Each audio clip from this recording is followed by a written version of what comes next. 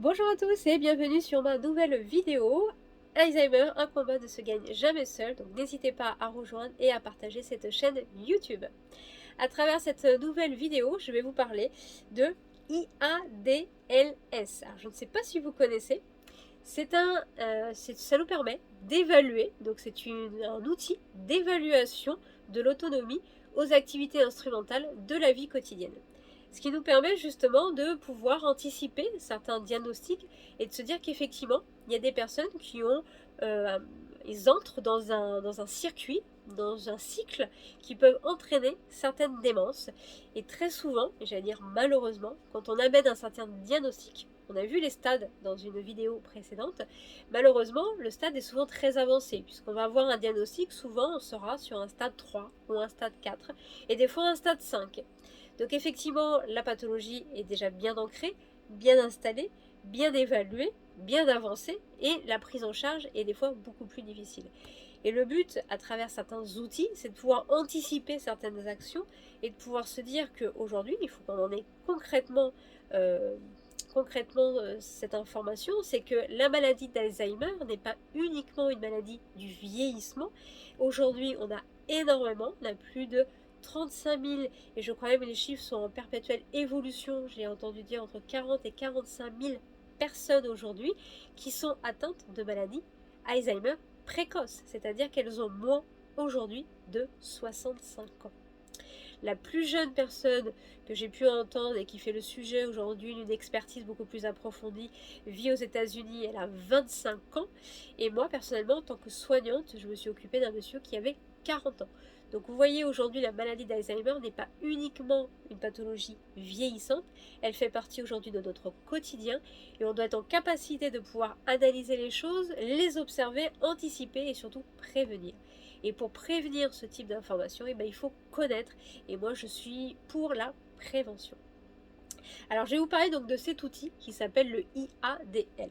Cet outil, c'est un petit questionnaire que vous pouvez très facilement retrouver sur Internet. Et d'ailleurs, je vais vous le montrer à travers cette vidéo. Donc, je ne sais pas si vous allez voir grand-chose, en tout cas, à travers cette vidéo. Mais en tout cas, voilà, je vous le montre, cet outil-là.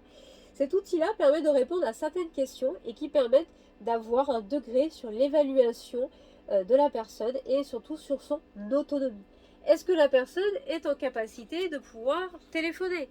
Est-ce que la personne est en capacité de retenir encore certains chiffres, certains nombres? Est-ce que la personne est en capacité de prendre un traitement? Est-ce que la personne est en capacité de prendre soin de soi? Est-ce que la personne est en capacité de prendre un taxi? Vous voyez, c'est des petites questions banales sur la gestion du quotidien. Vous avez donc à travers ce test-là des points que vous allez réutiliser. Ça dure 5 minutes, vous voyez, c'est un test qui est vraiment très rapide et qui vous permet d'avoir un niveau à travers ce score-là. Et donc ce score, à travers cette évaluation donc de IADLS, qui est prédictif et la survenue d'une démence un an plus tard chez les sujets, jusqu'alors non diagnostiqués comme dément. C'est-à-dire qu'au moment où la personne elle a fait un diagnostic, on lui a dit qu'il n'y avait aucun risque, ou en tout cas qu'au moment présent, il n'y avait pas de diagnostic ou de risque de démence. Mais à travers ce test-là, on peut estimer et prévenir justement certains risques de démence. Après, certaines pathologies peuvent être aussi diagnostiquées dues à un choc émotionnel, dû à une situation sensorielle, une cause physique, une situation évidente, par exemple un problème de cécité, une fracture du bassin, par exemple, peuvent aussi déclencher certaines pathologies et des troubles de démence et des troubles cognitifs. Mais ce petit test nous permet dans le quotidien de pouvoir évaluer et de suivre un peu l'évolution et des risques cognitifs. N'oubliez pas qu'à travers ce petit test que vous allez faire, vous avez des degrés qui vont survenir à l'approche d'un diagnostic futur.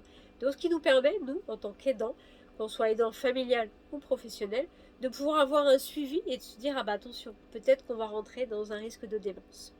Généralement, ce test-là vous permet d'avoir une évolution et de se dire, on va pouvoir anticiper les choses, prévenir et nous organiser différemment.